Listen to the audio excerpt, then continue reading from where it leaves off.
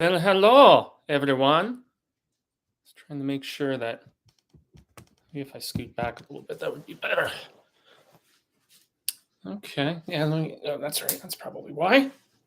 That's better. Now you can see me a little bit clearer. Scoot that back just a wee bit.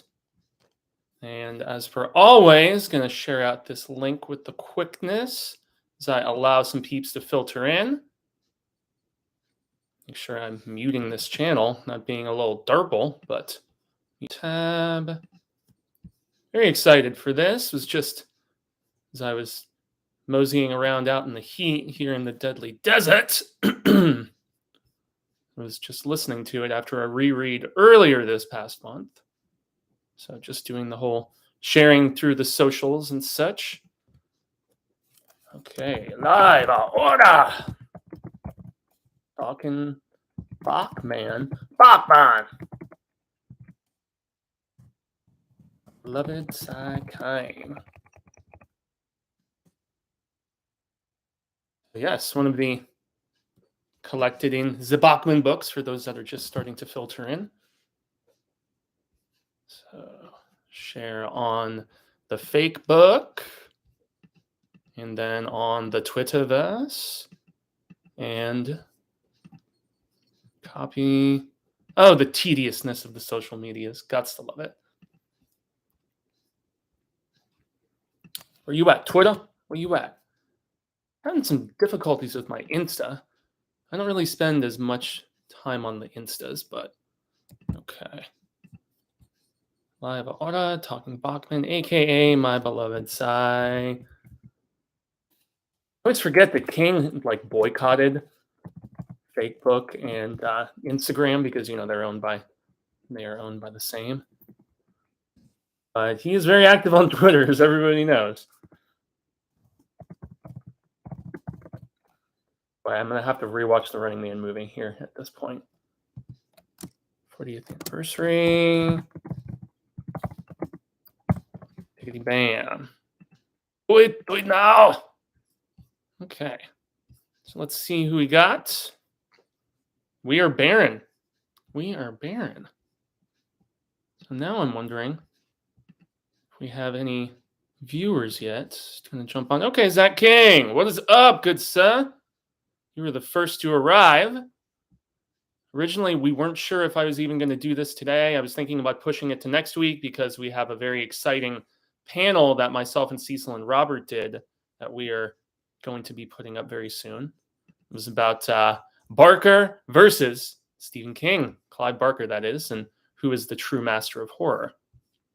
Okay, Hal is here. Hey, Sandra and Hal, what's going on, guys? Greetings to my fellow desert dwellers, because we are most definitely experiencing some hellacious heat at the momento. I'm going to take a little sip from my Penny the Wise. Boy, I need to write that down. Penny the Wise. That's good. So I will totally forget that. But yes, giving it a second for everybody to kind of cruise in, tune in, and then we will get started on the book of the month. I like that. Penny the Wise. Huzzah. I'll have to do something with that at some particular point. My phone was not muted. That's not smart, Fueguissimo. Okay. Got my notes, as per always.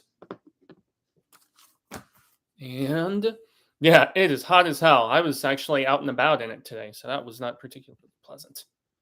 Okay, now I feel like I'm going to do that because I'm just scooching ever forward. But okay, and I always wait until we've got like double digits, and that's when I start stuff previews, appropriately. So we are at 8. I always like to at least see us get to the double dig before I start rocking it proper. But it's either going to be that or 5 minutes, since I'm sure everybody has things to do and so on and so forth. It is 8 o'clock on the East Coast, and much later, for any of my peeps over on the other side of the pond, of which there are many for Hail to Stephen King viewing and Facebook group and stuff. Yeah, is that why it's shaky? I don't know. Well, in any event, we're close enough. And Zach King says, Night Shift was the first Stephen King work I read, but The Running Man was the first novel of his I ever read back in 5th grade. Dizam. Well, I guess there's scarier, more crazy shit that you could have read for first Stephen King novel. And I think The Running Man is actually like kind of a good introduction in the fact that it's not full on horror, but it has some of his like dystopian, scary sort of vibes to it, which we'll get to here momentarily. But and the fact that it's also relatively quick. I mean, the original paperback is just a little over 300 pages, and in the collected version in the Bachman books, it's even less. So in any event, since we are past the 5-minute mark, I'm just going to get stuff rock and proper, and those who trickle through, I look forward to them, and to all of you who are tuning in and just not saying much. So, all right. Long days and pleasant nights, fellow travelers along the path of the beam. I am known on this level of the tower as Jaime and Fuego, and if you please, you join me here for a bit of palaver on Hail to Stephen King. It's Reezy, everybody, and obviously, Bemadinos, welcome to the horror show, and stoked to have you here on a Tower Tuesday, terrifying Tower Tuesday. And no, we're not talking Dark Tower today, but I've been doing Hail to Stephen King for like 6 years now, and it's been a pleasure and an honor to go through all of this different Sai King coverage. It's always a lot of fun for me, most notably because I read all of King's books over the course of about 7 years and completed that project with Sleeping Beauties upon its publication. I want to say that was 2017, maybe 2018, somewhere around there. But yeah, man, it was quite a journey. And so anytime we're doing a book of the month at this particular point, it is me revisiting a work of King, some of which it's been a long ass time since I have actually taken into any proper consideration or just analysis. And in that particular case, it is the book that is celebrating its 40th anniversary here, or just did in the month of May. And that is none other than The Running Man. That's right. So The Running Man was originally published in May of 82, but then it was collected in the Bachman books in 1985. And I have this awesome version of the Bachman books that I got at a thrift store. It's actually my second copy of it because the first one, this exact same edition, was like tattered and torn to shreds. And so I'm very happy that at a Goodwill of all places, I found this like pristine ass version of it. But I regrettably do not have any of those original Bachman paperbacks. They are heavily sought after, and with good reason, because when Sai King was writing as Richard Bachman for those first few paperbacks, you know, which entailed Rage, The Long Walk, Road Work, and then here, The Running Man, I don't know if I have covered Rage just by itself yet. I also did a video just about the Bachman books in general. It was one of the earliest Hail to Stephen King videos, and it was like all about his two different essays about why he was Bachman, and I talked about just how he like struck Rage from the record. And in later editions of the Bachman books, he actually took Rage out, so it was just down to those three: Long Walk, Road Work, and The Running Man. So I know that I have done specific live book of the months for Road Work, which I did recently, and then I think a year or so ago, maybe 2 years ago, I don't know, sometime during the pandemic, I did The Long Walk.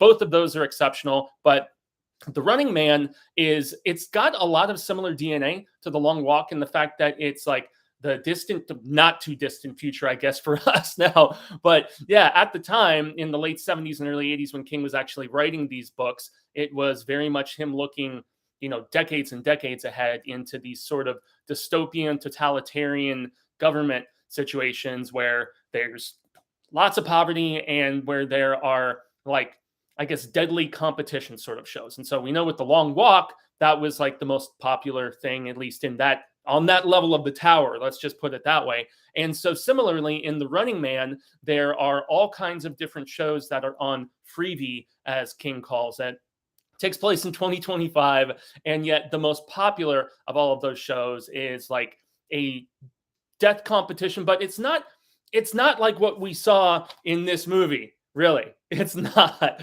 As much as I love the cheese that is Schwarzenegger's The Running Man that came out in 87, I want to say. Yes, November 13th, 1987.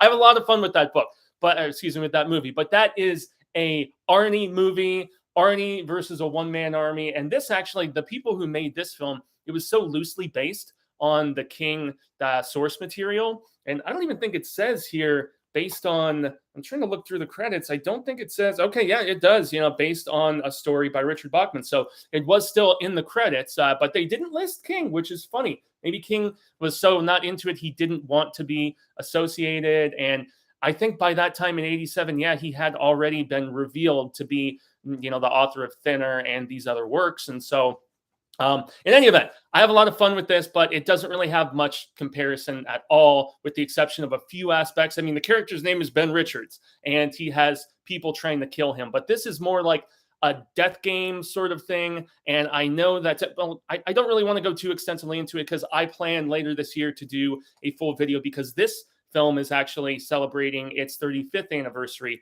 later this year in November. So I will be doing a separate review of just this movie with a little more compare and contrast, and how there was a lawsuit about how it was similar to, I think, a German film about like kind of a death game competition sort of thing, and also maybe a French film too. But in any event, that is a story for another day, but very loosely based. And if you actually have seen this and then you read the short story, or vice versa, if you read the short story and then you watch this, you just have to understand, as I said, that this is a different turn of the wheel in every possible capacity. So talking Schwarzenegger's Running Man, that will be for another day. But we're talking about the OG, that is right, the Richard Bachman tale, the fourth that was published. And man, as I said, the Running Man game itself has a significant, well, maybe not a significant amount of similarities to The Long Walk, but it definitely does, in the fact that, yes, it's a to the death competition of sorts. And so I saw that we are getting at least a little bit of action as people are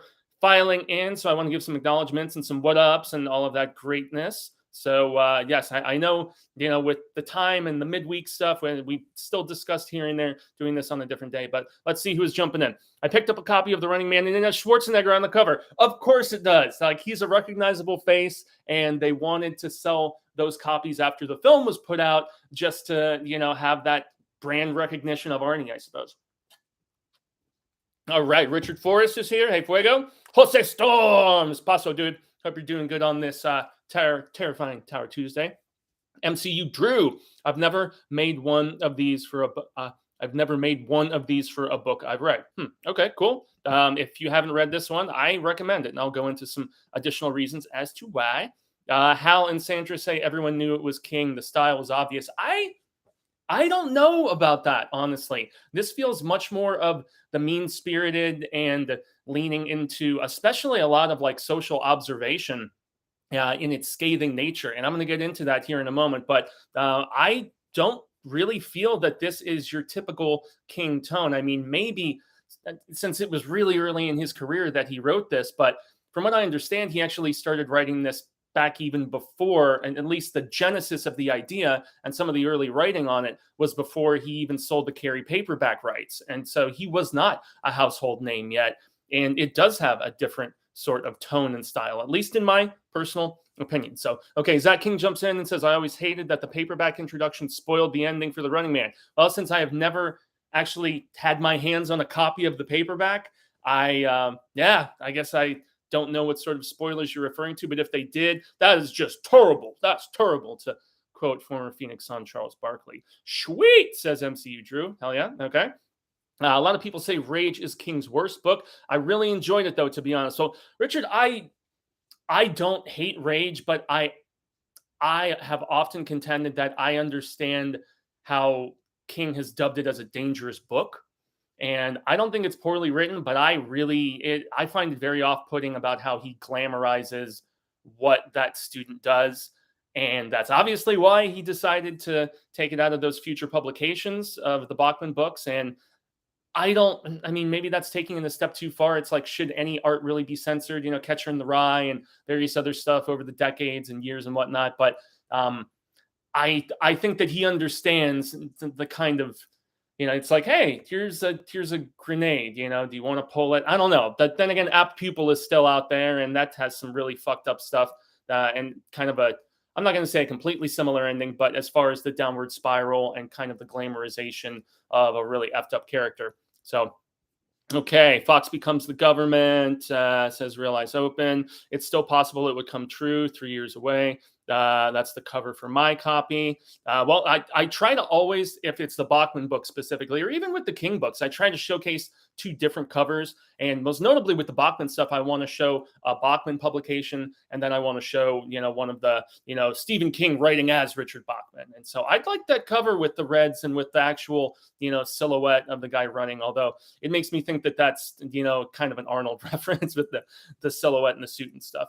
it's Richard Bachman credited in the movie. Yeah, I was just looking at the back of that on the DVD reel eyes open, so I find that kind of interesting. I would imagine that was a deliberate decision on King's part to have it credited as such. So okay, yeah, the movie is pure fun while the book is kind of depressing. Yeah, the book is it's similarly depressing to Roadwork in a lot of ways too, with just the cynicism and just the feeling of hopelessness, albeit this one in a dystopian sci-fi sort of setting, as opposed to Roadwork, which was set in, that, well, there are so many similarities between those three later Bachman books. And then Thinner obviously is totally its own thing. And Thinner to me feels very much like a King book, but and even Rage feels a lot like early King, like, Cain Rose Up. A lot of similarities there as well between that and between that pupil. So Rage feels like really, really young Stephen King.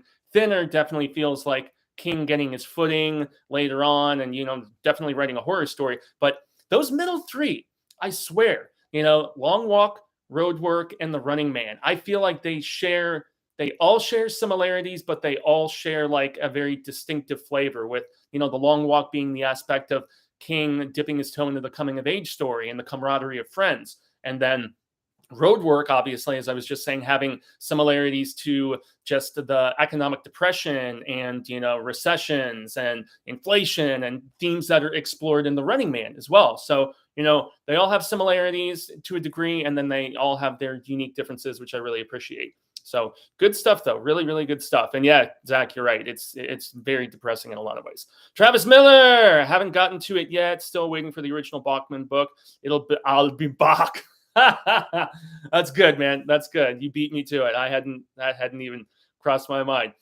This isn't King's tone. Incredibly fast-paced and action-packed. I enjoyed it so much, actually. Yeah, I hadn't read this one, and I think Lady Catherine read it a couple years ago, but I had not actually visited this since my original King journey through all of his published order of books. And so, yeah, it's probably been like 6 years, maybe 7. It's been a long while since I had read this one. So I remembered the craziness of the ending and just the, just tone of despair about a lot of the stuff. But okay. Burning Witch Studio. I remember vaguely playing the Running Man board game, I think. Yeah, and I think there was even like a PC or a Comico or one of those like 80s video games, like pre-NES. Maybe it was on Atari, or I don't know, maybe it was a computer game. In any event, I think there was a game as well that they had at some particular point. Okay. Rage was definitely an eye-opener to the real world. Yeah, I can see that. I mean, it's definitely predated the horrendousness of the events at that school that I don't want to get demonetized in 1999. I mean, the stuff that still continues to happen at schools and just the sickening horrendousness of it predated that. But yeah. Jose Storm says, I would like to see King write another dystopia. Yeah, Jose, you were 100%, man. I have had palaver with a lot of the Hail to Stephen King Facebook members where we're just like, when is King going to write another like science fiction story? He's been so caught up on his hard crime for a while. And now with Fairy Tale, which is exciting, he's veering back into a fantasy book for the first time. But I love when he writes dystopian science fiction type stuff, or just pure sci-fi, or sci-fi mixed with horror, whether it's, I Am the Doorway or The Jaunt. And yeah, I wish he would return to this sort of tone and style. I would be all about it. So Zach King says, I think Cain Rose Up is just as or more disturbing than Rage, in my opinion. Yeah, because, Zach, you're right, because in Cain Rose Up, you actually have the follow through. So Cain Rose Up has a little bit in similarity to the end of Apt Pupil, with what the character does with the shooting and stuff. And then also you have the similarity to Cain Rose Up, but with Rage. But it's just like Cain Rose Up was the follow through of some of the craziness. So very, very, very, very disturbing. So, okay. Love Roadwork. Okay. Oh, that's a different name. Tanner Martins says, Wikipedia says that The Running Man is the first time King references dairy. I don't recall it though. Wikipedia wrong again. Nope. They're 100% right. And that's something that I was going to make mention of, but since it's been addressed right now by Tanner, so later in the book, as just Ben Richards continues running and, going from different points in the United States on the East Coast. There is somebody that he takes as kind of a hostage, and it's when he's in Maine, and they go to Derry.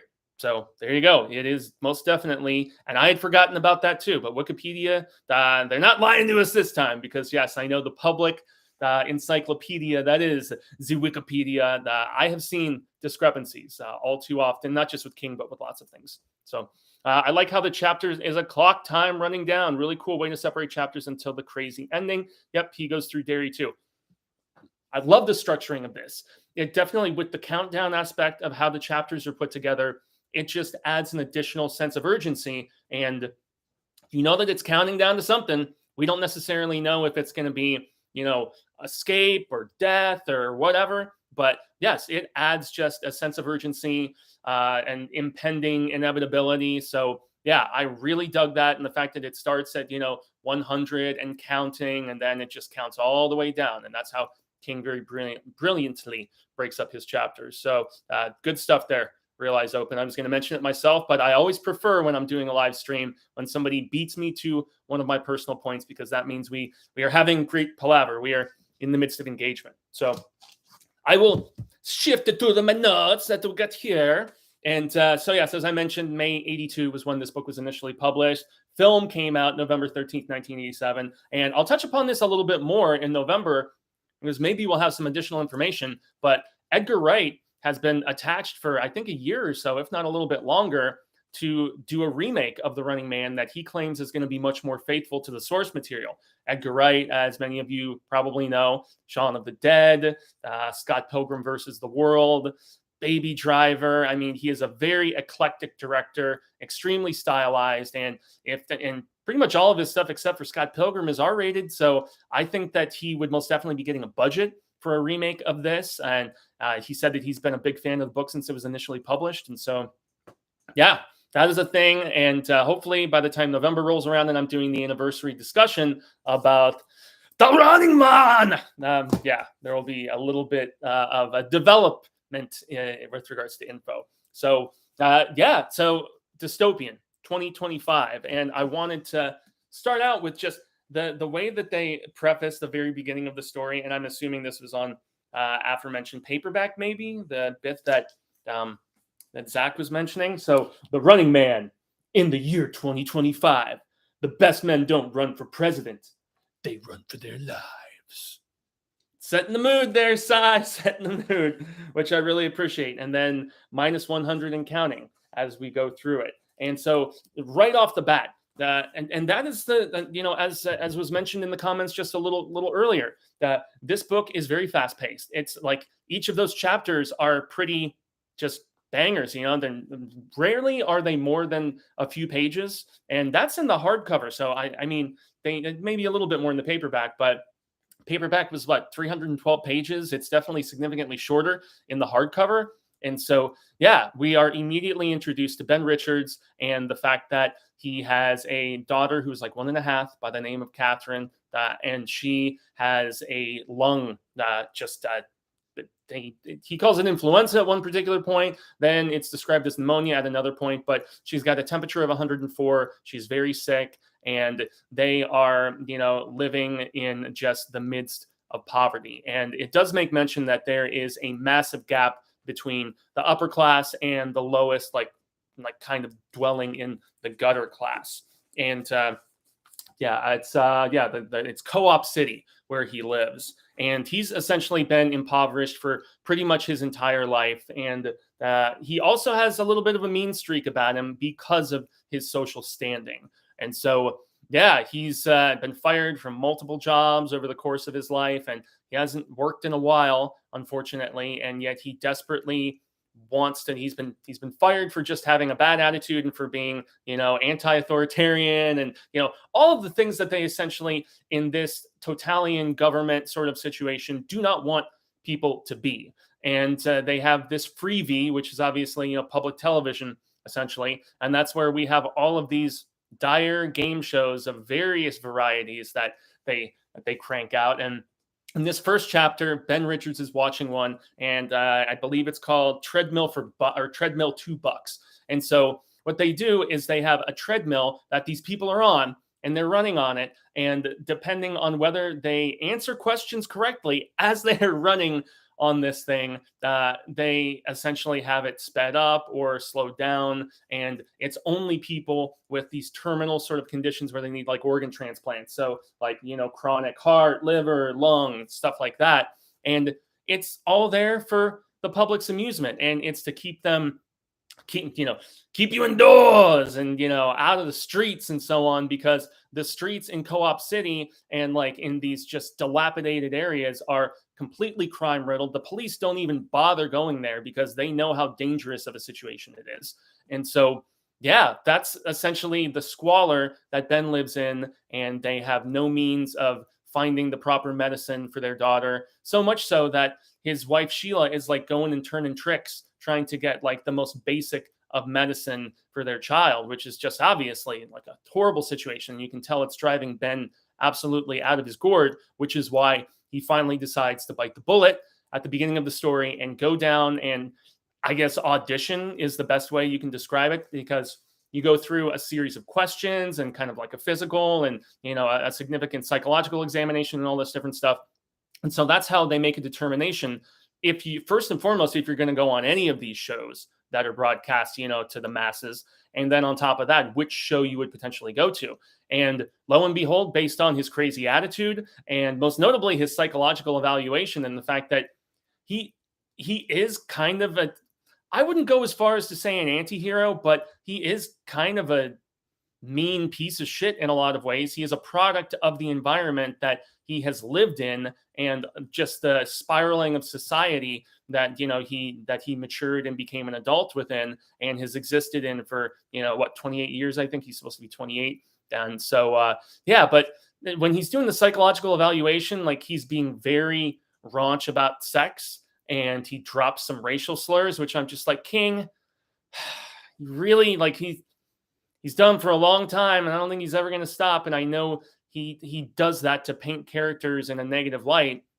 And the fact that he does show that Ben Richards is not 100% virtuous. He is in a good deal of ways, but then there's others where, King makes it plain and clear that he's flawed and kind of fucked up, even if it's very similar to like a Larry Underwood character, one of my favorite Stephen King character, that he's ever created, because of the fact that he is a flawed person who doesn't always make the best decisions and doesn't always, say the right thing. And yet he does have his heart in the right place. And so despite those discrepancies, that's complexity of character though, which I greatly appreciate. And just to continue on, so I love the way that King describes this form of dystopia. And this is the only passage from this that I'm going to read because of the fact that I have a bunch of other quotes, as I all too often do.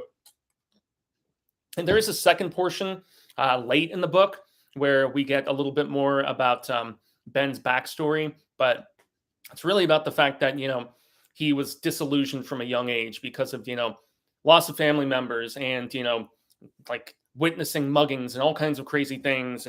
But just the way King describes, like he just paints the setting so vividly, and I really appreciate that. And so here we go.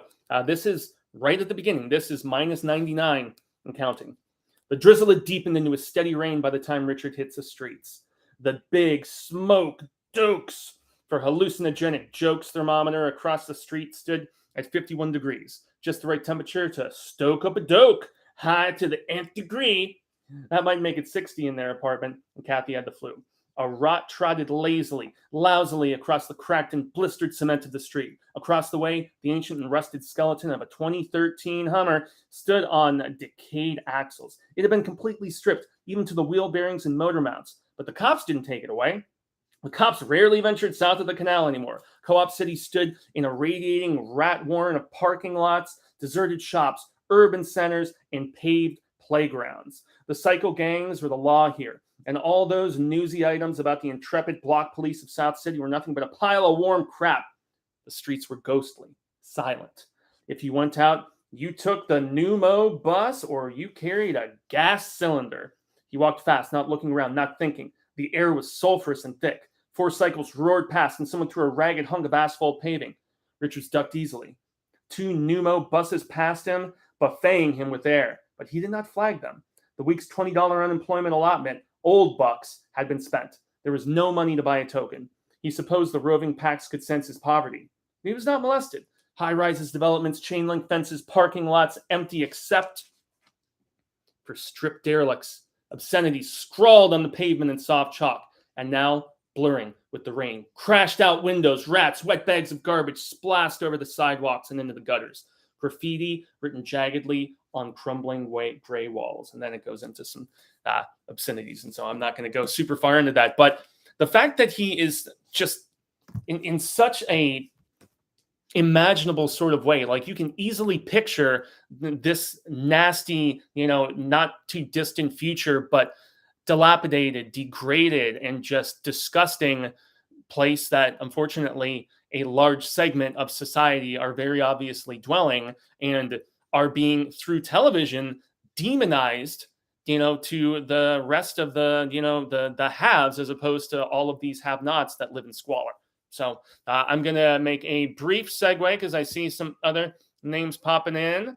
Okay. I remember when I first read this, hearing rumors that Dennis Rodman was set to play Ben Richards in a remake. Well, I mean, has he done anything since Double Team with Jean-Claude Van Damme? He's all right in that, but, in any event. Kaylee Marie Richards. Hey, everyone. Sorry I'm late. Jaime. No, totally good. I'm happy for anybody who makes a appearance, whether, brief or just anybody who's watching this in the replay, because it does dwell forever on the YouTubes, provided we don't get hacked or any of that craziness, which we had to deal with a month or so ago. That was just, it was a nightmare. But, we made our way out. So this may be off topic, says Jose Storms, but did you read Memory on the back of the Blaze first edition hardcover?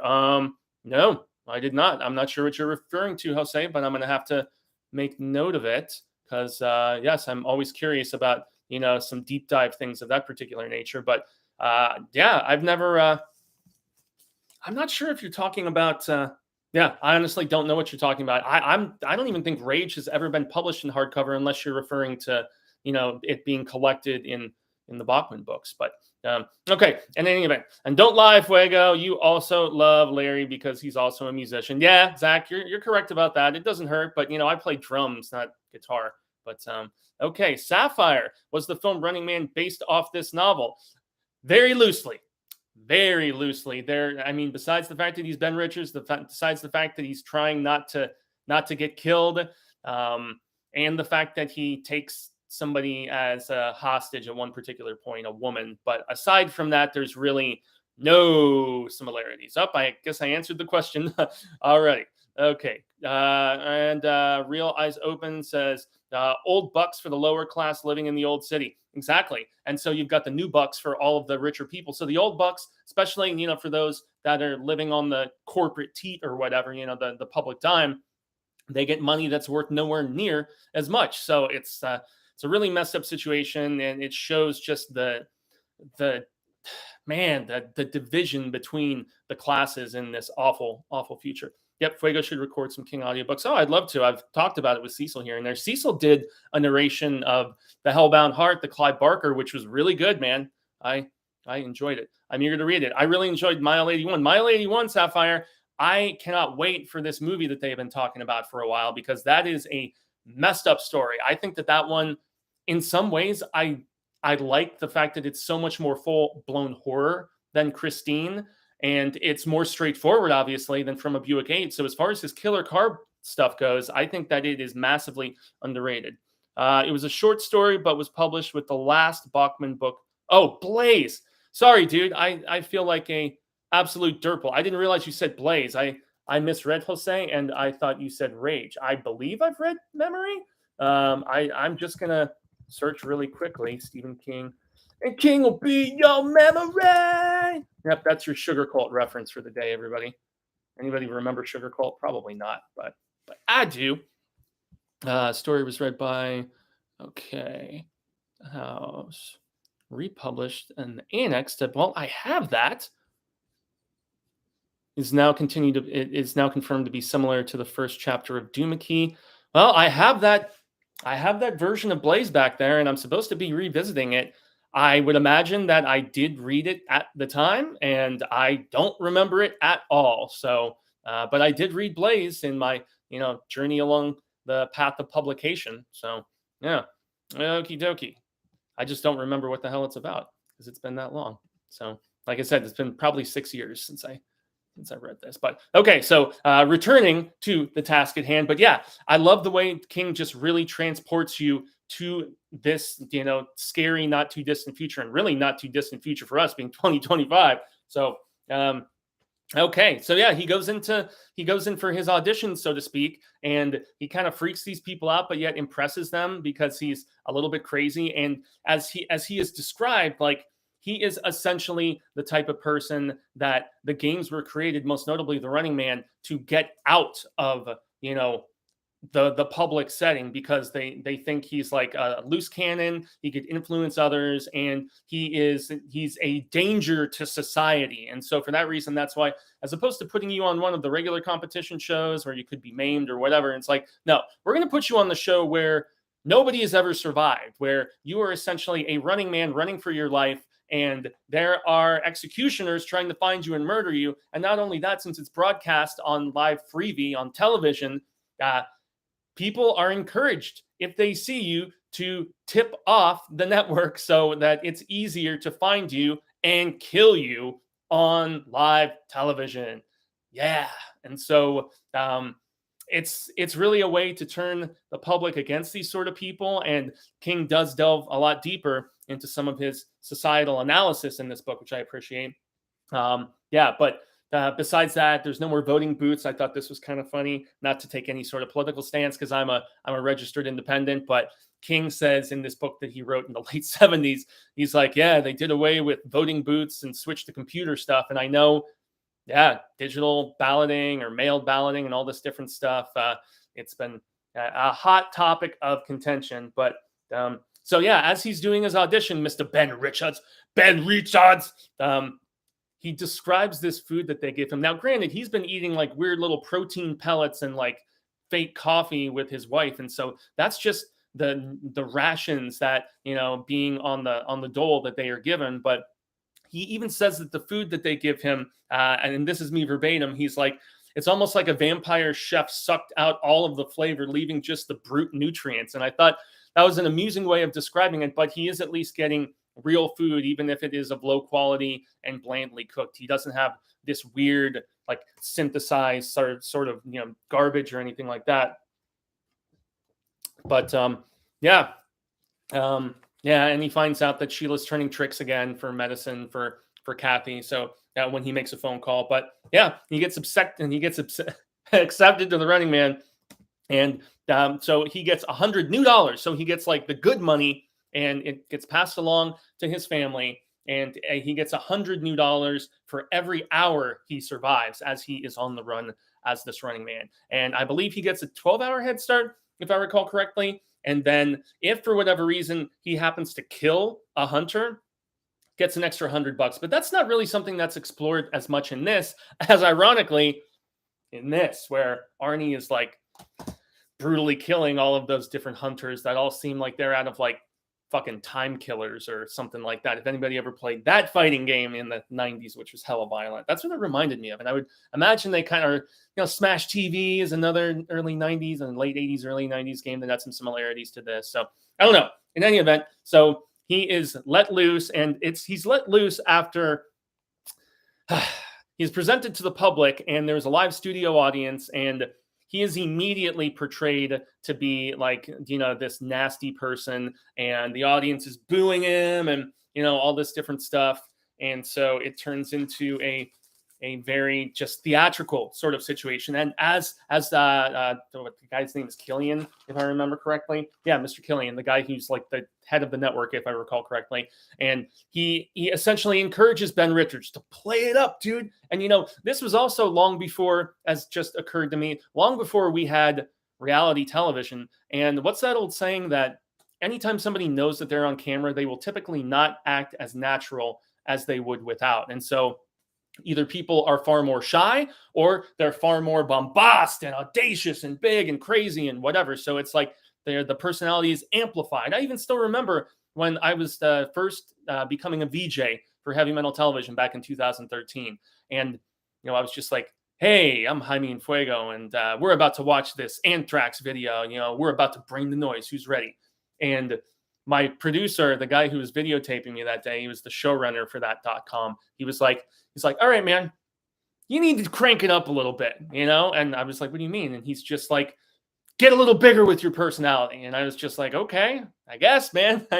But yeah, there is something to having, you don't need to be like goddamn Stephen A. Smith or, some of these sports guys that just like yell at each other on like Sports Center or, around the horn or whatever. And you can tell I'm a sports guy despite being into art and music and whatnot, movies and books and such. But yeah, I understand the fact that Killian says to him, it's all good theater, and so he's like, amp it up, play it up, and of course, Richards is like, to hell with you, man, sit on it and spin and all that. So yeah, he goes out and he very wisely immediately decides, okay, I need to get a disguise. And so he goes to this older dude, Molly, who has helped him with like fake information before. And this guy also sells weapons. And yet, since he's in that grimy area of town, officers are like, they know of him, but unless it's something big and significant and severe, they're just not going to go pop him off. It's like back when,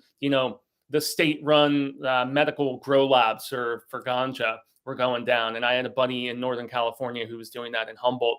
And he was like, yeah, the feds only raid us if, our operations get too big. And so a lot of times there is a cognizance and awareness from authorities. And yet in the situation of this older guy, Molly, doesn't really matter. And so Ben goes to him as long as he doesn't do anything too big, right? And so Ben goes to him and he immediately gets this disguise, and he's made up to be like an older dude. He's got some prosthetics and, gray wig and all this. And then he immediately goes to New York, and he's got fake papers, fake name, all that going down. And yeah, man, he also has to do similar to like Real World and all those other reality shows, which came after. So this was such a prophetic book in that amusing regard. He has to do like little vlogs, and he has to do, I think, 2 like 5 or 10-minute ones a day or something. And then he has to mail them to the network. And of course, the network guy, Killian, is like, no, the camera that we have given you, there's no tracking device in it for them to, easily find you. And he's just like, yeah. So that's why, he mails them out, and then he like immediately dips. And so, yeah, there's a lot of gray area, and he's very worthily suspicious of the shittiness of these people with the kind of business that they're in. But yeah, the fact that on his first video, he's like, peekaboo, you can't see it, but I'm laughing at you shit eaters.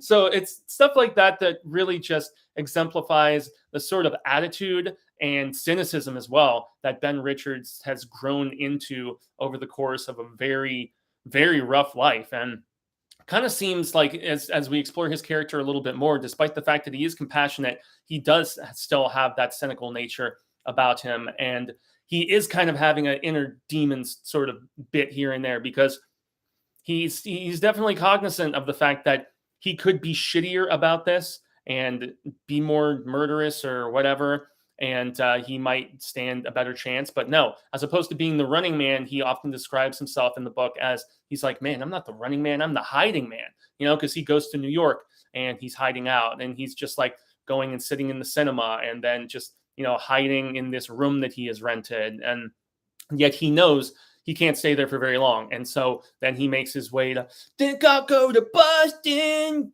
And he goes to Boston, and he's at this YMCA. And of course, they track him down there. And it does lead to, if Edgar Wright does this movie proper, man, I would love to see how he would shoot this scene where he goes down into like the belly of the beast, so to speak, of the YMCA in Boston. And it's this basement, and it's like filled with rats, like the hundreds, if not thousands of them. And there's shits everywhere. And he sees just an immense amount of them. And he's crawling through this pipe trying to escape, because he knows that authorities have tracked him down, and he's there. And there's also a bit with like fire and explosions and whatnot. So there are some very thrillingly conceived beats within this book that I feel like just scream for a cinematic take. And the fact that, Arnold's movie was just turned into straight up death game, which, while I appreciate it, I don't know, the fact that this was so much more of like a stealth, like kind of actual man on the run across the East Coast, sort of, or the Eastern, up into that area, and to go from New York to Boston and then go even further up into Maine as this character does. Like that's what I really would like to see on screen. So I love that sugar coal tongue too. Yeah, I got a soft spot for it, man. It leads me back to my adolescence and such. But okay, this is a new name.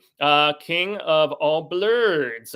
I've really been looking forward to reviews or read-throughs of King's books. Thank you for this. Will help me with my hardcover purchasing. Yeah, I mean, if you can track it down, I know it's available in paperback much more reasonably, but if you can track it down, the hardcover is where it's at. But I do feel like it, unless you can track it down in the Savers or Goodwill or some sort of thrift store, it does with those price gouging resellers on like eBay and Amazon Marketplace or Abe's Books or wherever you guys like to go.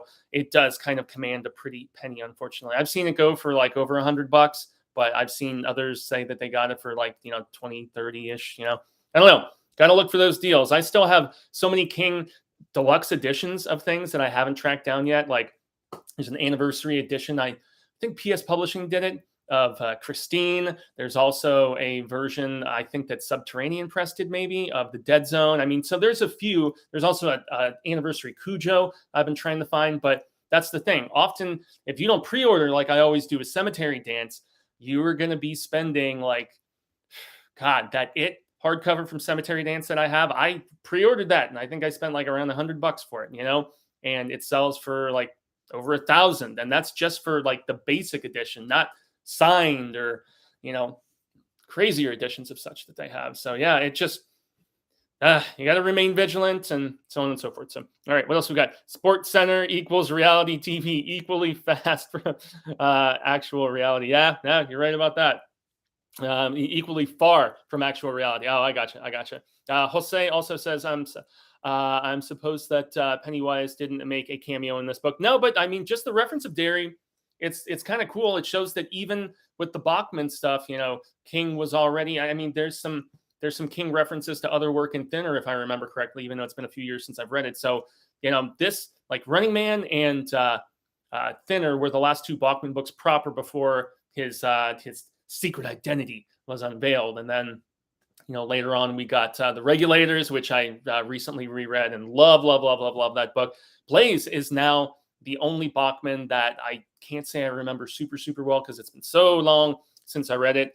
Zach King says Last Night in Soho is one of my favorite movies of recent years. So I think Edgar Wright will knock this out of the park. Damn, do I hope so, man. He definitely has the skill and the tools, and he always finds a significant budget for his films somehow, some way. So yeah, and I did really like Last Night in Soho. I'm a big fan of Thomason. I love how her career is really just ascending, and she's a very talented young lady. And I mean, Anya Taylor-Joy, come on, man.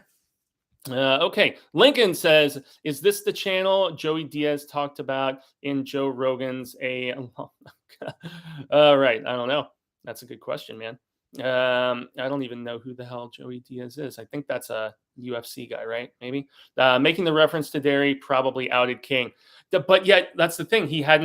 This was his first time mentioning Derry. This was long before he wrote, It. He didn't write It till 86, and this was published originally in, 82. So, and then the Bachman books came out in 85, and I think Thinner was right around that same time. So no, I definitely didn't out him at the time. He was outed for, that was a different sort of situation. But okay. In any event, as we continue on, we carry on.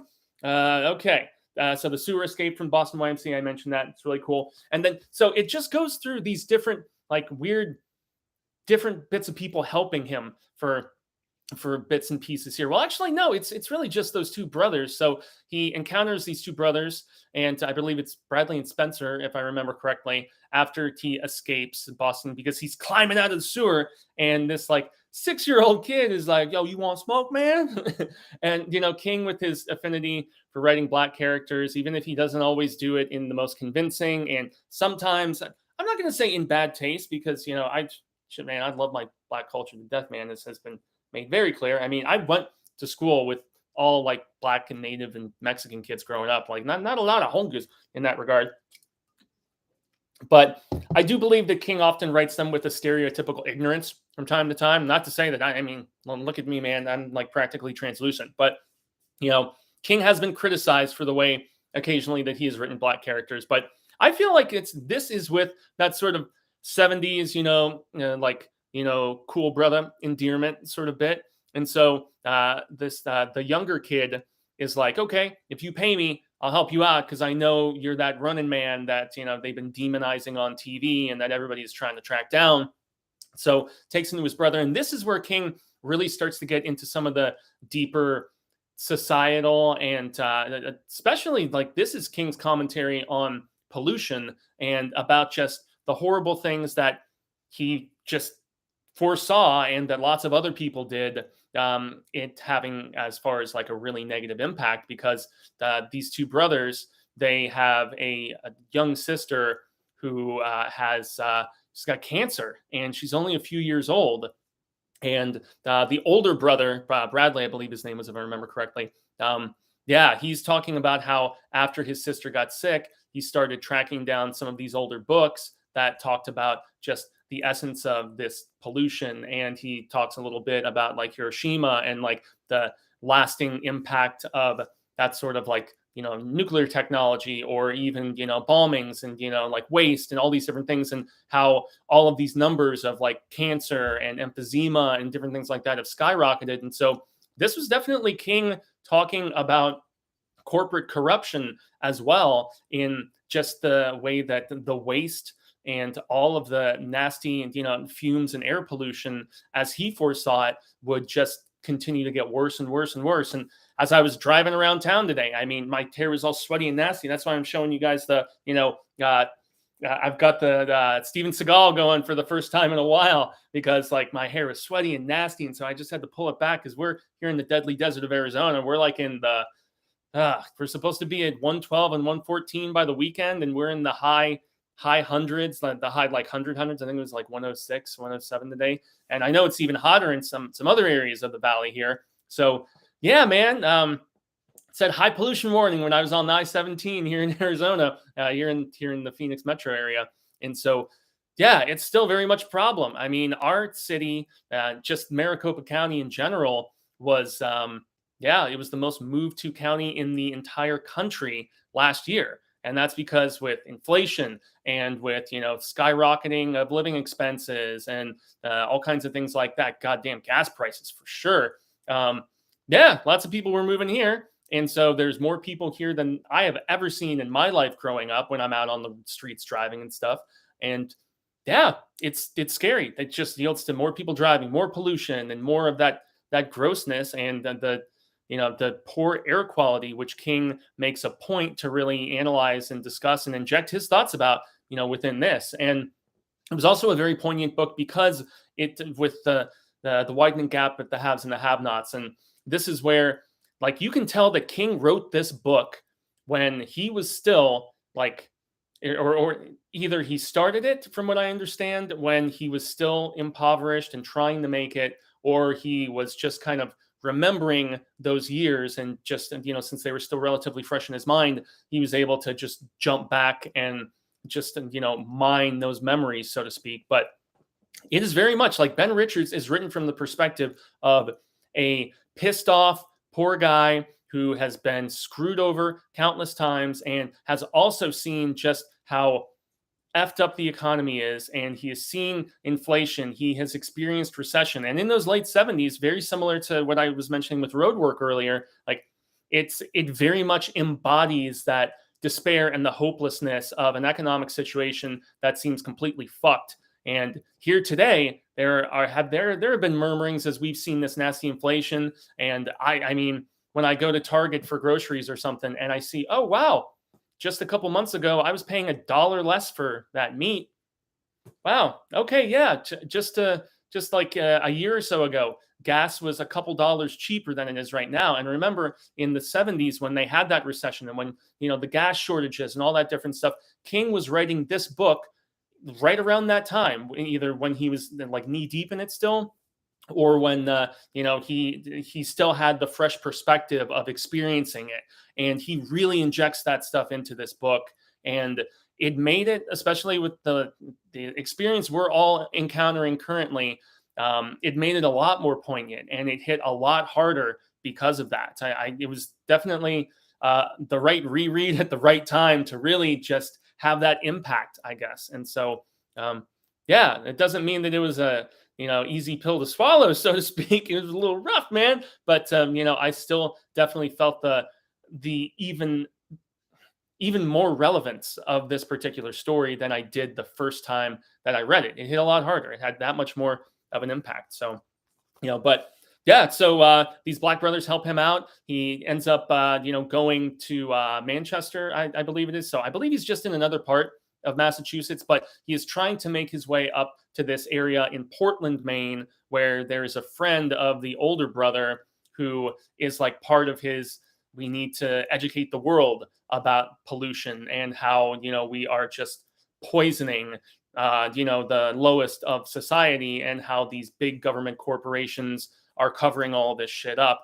And so he ends up in this like priest disguise as he makes his way up to Portland, Maine, and then eventually to Derry. So I thought there was some interesting bits. There was a few comedically humorous bits here and there as well. But so yeah, this is kind of like this is kind of a calm down bit. So you go from the pipe escape and all of just the terror and the edge of your seatness to this is where it's like the peaks and valleys of storytelling, right? And so this is the part of the book where it eases back a little bit, and you get to ponder, and you get to really ruminate on some of the themes that King wanted to drive home beyond it just being a thrilling adventure chase sort of situation.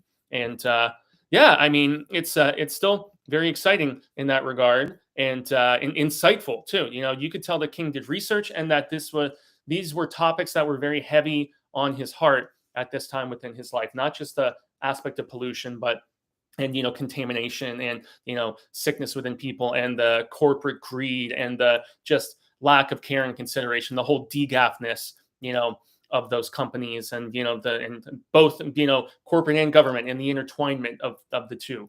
And so but then we get back to thrilling stuff after a bit, and that's after he gets to Portland, Maine, and he meets this contact of Bradley's, and immediately that character's mother reports him, and we get another big action sequence. We get this crazy chase, and there are these like air cars, and from what I understand, maybe because there are still like regular like tires, on the ground cars. So I'm assuming these are like kind of like little like hover car kind of things, was the best way that I could kind of understand them. I don't know, but there's a chase, and there's explosions, and there's crashing into walls, and this is where Ben actually gets hurt. His nose is broken, his ankle's broken.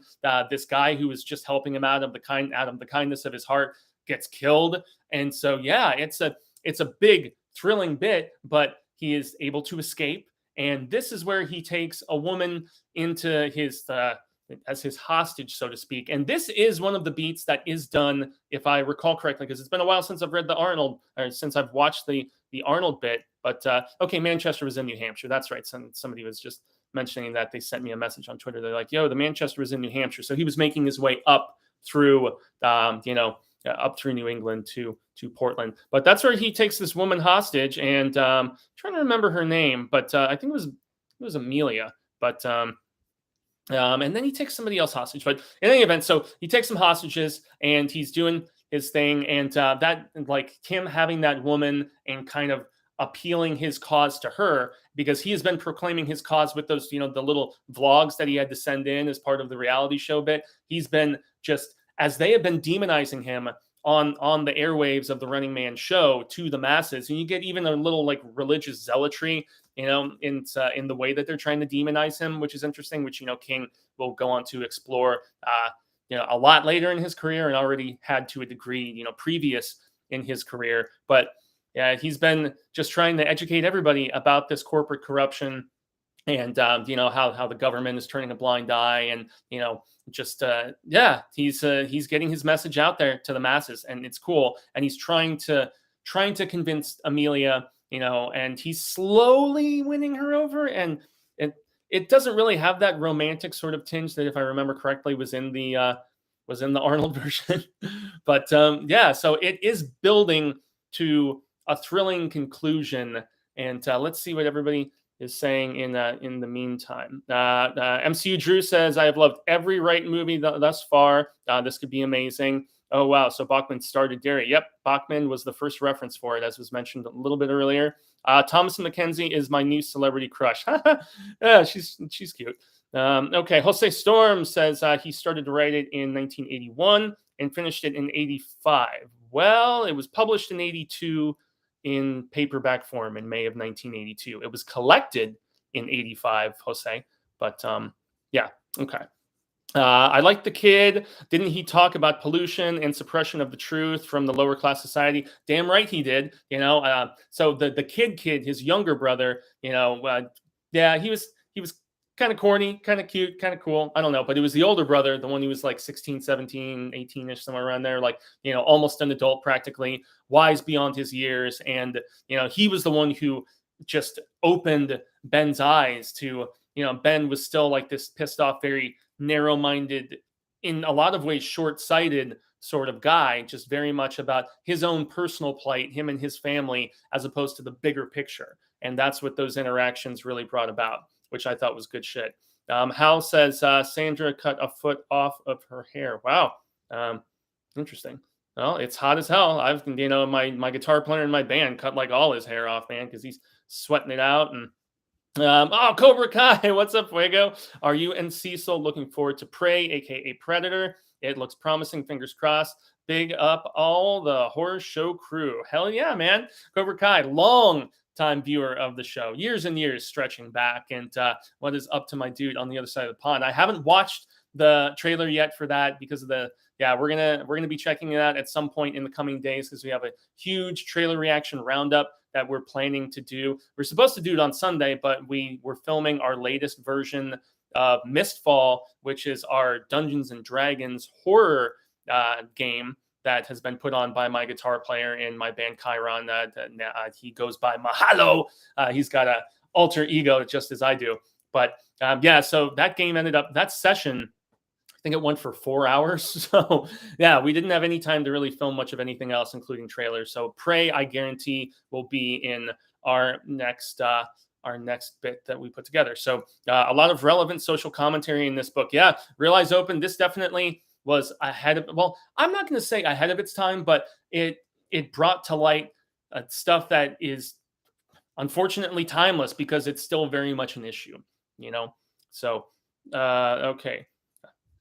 Okay, a lot of relevant social commentary in this book. Oh, the novel It. Jose, I thought you were talking about The Running Man. Yeah, I mean the novel It. Yeah, so it's the first published. Well, I mean, that's the thing. Bachman's Running Man was published in May of '82, but he said that a lot of those books were just sitting on the shelf since the '70s. So yeah. That's why I would probably contend that yes, it actually is his first reference to Derry. It was his first published reference of Derry. So, however you want to slice it in that regard. But yeah, sorry for the confusion, mate. New trailer just dropped today. Yeah, I know. I watched the teaser, but I did see on Bloody Disgusting today, Cobra Kai, that they dropped a full trailer today, and that comes out on Hulu in August. So I'm very excited.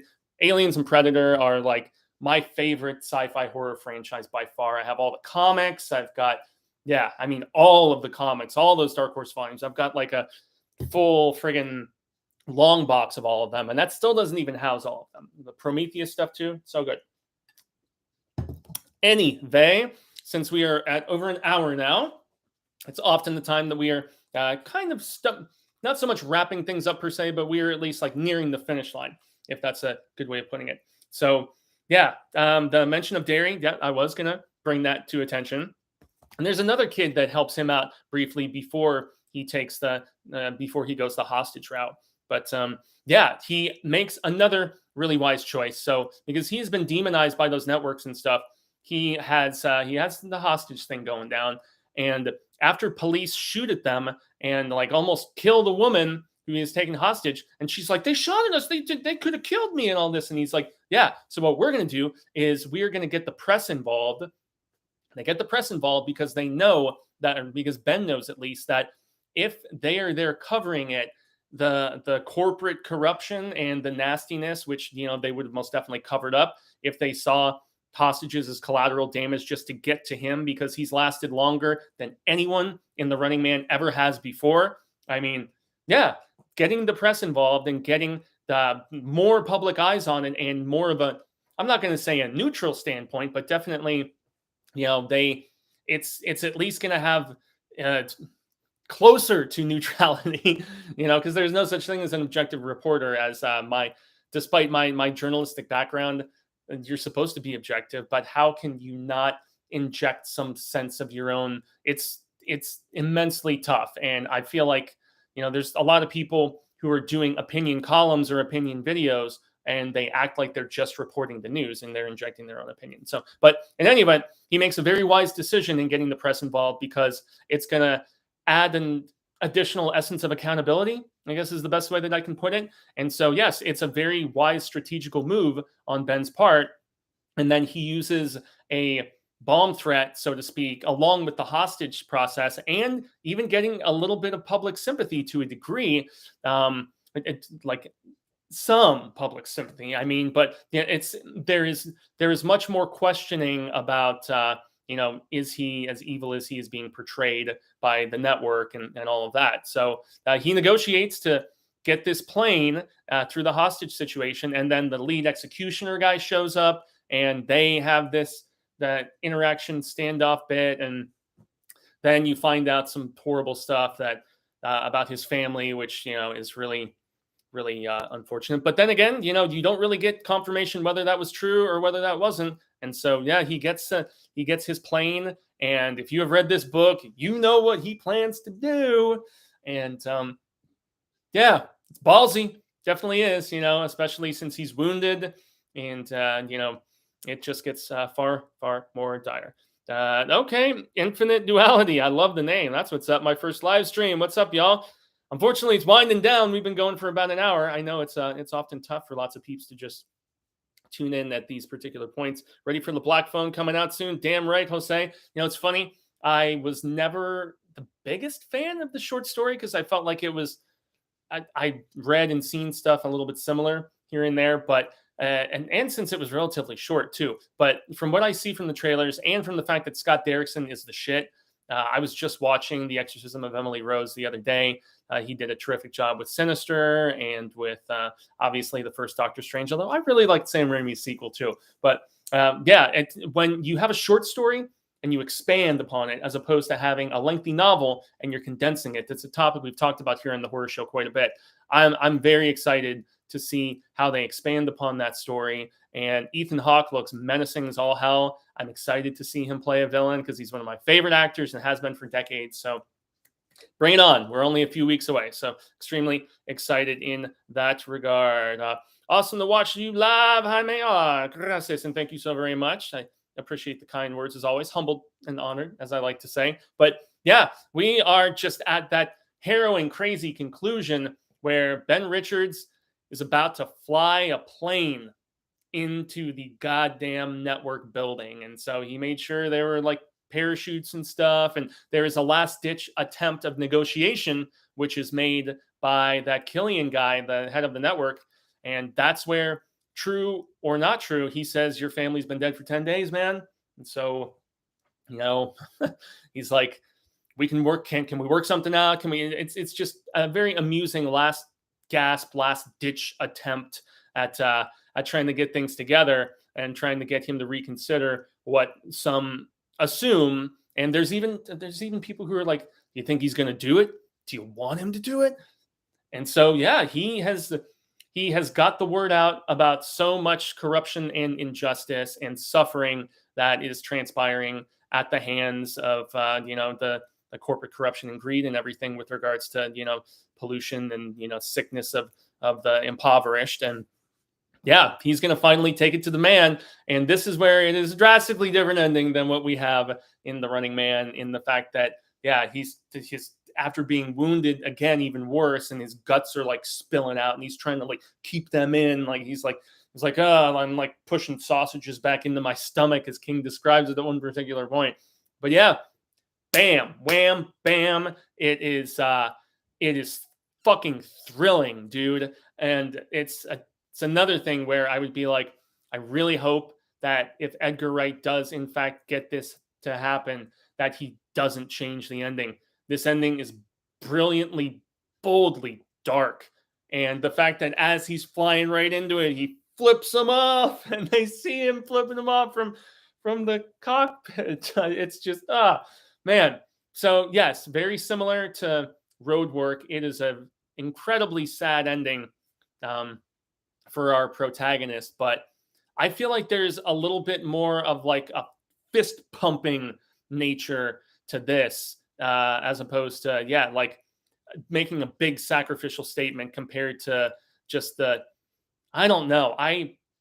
It's a sad ending for Ben Richards, but I feel like there is an essence of vindication for him. Whereas in Roadwork, I do not feel that, to be inherent within the conclusion of our lead in that one in comparison with what we get here. So I love the ending. Yes, sad but triumphant is one of the perfect ways of putting it. And it's like, there's a song that I wrote with my very first band called "A Sacrifice That's Never Known." That was the hook to it. A sad departure for a valiant fighter. That's what the song was called. And I derived inspiration for that song from The Running Man and from The Dead Zone, because I felt I'm always impressed with, those who are willing to sacrifice for the great, and, the means of the many outweigh the means of the few. And just to be willing to lay down their life to hopefully make things better for so many others. I mean, that's the essence of bravery and just valor. And I believe that in the end, despite his deficiencies, that Ben Richards most definitely succeeded in that regard. And that's why, hell to the yeah, man, I am so very glad that I reread The Running Man for its 40th anniversary for the month of May. I had a great time with it. And the audiobook, quite good. I always, as I like to say in this program, I read it early in the month and then I listen to the audiobook right before I do these live videos, just so it's nice and fresh. So I'll have my notes, but then I'll also have the story, because King loves audiobooks, man. And he's all about having a story read to you, and how the resonance of it adds like kind of I don't know, it's a different spin, a different shine in that regard. So if you are lucky enough to track down a paperback original of Richard Bachman's The Running Man, I am very jealous. And I have seen copies like behind the glass of certain places, and they're like, yes, give us $500. And I'm like, man, we're approaching a recession and I'm paying like almost $6 for gas. God damn it. I mean, hey, it is what it is. But yes, your best chance to track down. And I think that they did release it later on individually. So yes, collected in the Bachman books, if you can find that in either paperback or hardcover. But I think that they did re-release all of them in individual little paperbacks where it said Stephen King writing as Richard Bachman. And so they did that. They didn't do it for Rage, obviously, but they did it for The Running Man. They did it for The Long Walk. They did it for Roadwork. And I know they also did it for like some of the other novella collections. They released Sundog and Langoliers and those separately. I believe they also did the same for the different season stuff. So a lot of them that he never has re-released like individual short stories, from at least from what I understand. I mean, they've been collected in various forms, but you can track down most of the earlier novellas in single form. So yes, this was a damn fun discussion, everyone. And just wanted to let y'all know, whether you were tuning in here or live, I should specify, or whether you are doing the rewatch, but for the month of June, and this is for a anniversary as well. The book of the month for June is a reread of The Drawing of the Three, book 2 of The Dark Tower. And I have been documented, I have been on record various times that it is not one of my favorite Dark Tower books. I appreciate it from a world building standpoint, but I prefer 3, I prefer 4, I prefer 1, I don't know, I'm kind of on I prefer Wind Through the Keyhole. I prefer all of those books to book 2. I know book 2 is like a absolute favorite for many. And yeah, I'm looking forward to that since I've reread all the Dark Tower books a number of times. This is one that I think I am the furthest removed from revisiting, with the exception of the last 2, so 6 and 7. So I don't know. This is our introduction to the full new Ka-Tet. We get all of that action along with Mr. Mort. So yeah, I'm looking forward to that, because the biggest thing is that, and I'll talk about this at length, next month on the first Tuesday in July when we discuss this live. But I prefer the stuff in Midworld more so than all of the stuff in our world. I mean, granted, it's not like Keystone, but nonetheless, and all the stuff in New York, it's okay, but it's not my favorite stuff. And it goes very at length into the backstory of Detta, and man, I don't know. The Jack Mort stuff is probably the most interesting, because like it's all like Terminator-ish and shit. But yeah, I don't know. I love Eddie. It's a solid entry, but hey, art is subjective, as I constantly contend. And so Tower 2 is not a personal fave, but I always get a new spin on these King tales when I revisit them. And it's been a few years since my last Tower reread. And I like the fact, honestly, that I'm jumping around in the last few, returns to these books, as opposed to reading them all in succession. I believe that since I'm already very familiar with each of these books, this is the first time I've been just encountering them as a single entity, separate from having to do everything in succession. So I'm going to be analyzing this more so as its own individual thing, as opposed to comparing it to all of the other entries. So there you have it, everyone. Thank you, a grande gracias to those who tuned in at the end of the proceedings. Yes, I know that. When I started 5, we usually go for about hour to 90 minutes ish, and I guess we're right around that time frame. But yeah, guys, a grande gracias, danke, arigato, merci. I have been Jaime and Fuego. You can find more on all social media sectors like Twitter, Instagram, Facebook, here on YouTube. I know Cecil Laird and I are going to be doing a review of this new Jurassic movie, this Jurassic World, that is about to come out here in a couple of days. So look forward to that. Myself and Robert the Wolfman most recently did a video of the latest from Cronenberg, Crimes of the Future. You can see our thoughts on whether it lives up to all of the immense amount of hype that he was putting out with his return to body horror and everything. So that video has been up since this past Friday. Next week, I'm going to be putting up my panel that Cecil and Robert and myself did, which was Barker versus King, who is the real modern master of horror. And we talk about just the strengths of both of them, maybe some of their weaknesses a little bit as well, but also the skill sets that each of them have, and the fact that King has only directed one movie, and yet Barker has directed many movies, and that Barker has a visual aspect to what he does, with painting and with all this other stuff, and designing toys and video games, and whereas King is much more so just a writer. And so yeah, we compare the prolificness of the both of them, and we give some first impressions of each of those creative powerhouses in the realm of horror. So it was it was over the Memorial Day weekend at the Phoenix. Well, now they call it Phoenix Fan Fusion, but the artist formerly known as Phoenix Comic-Con. So that was a really fun panel. I just got done editing that.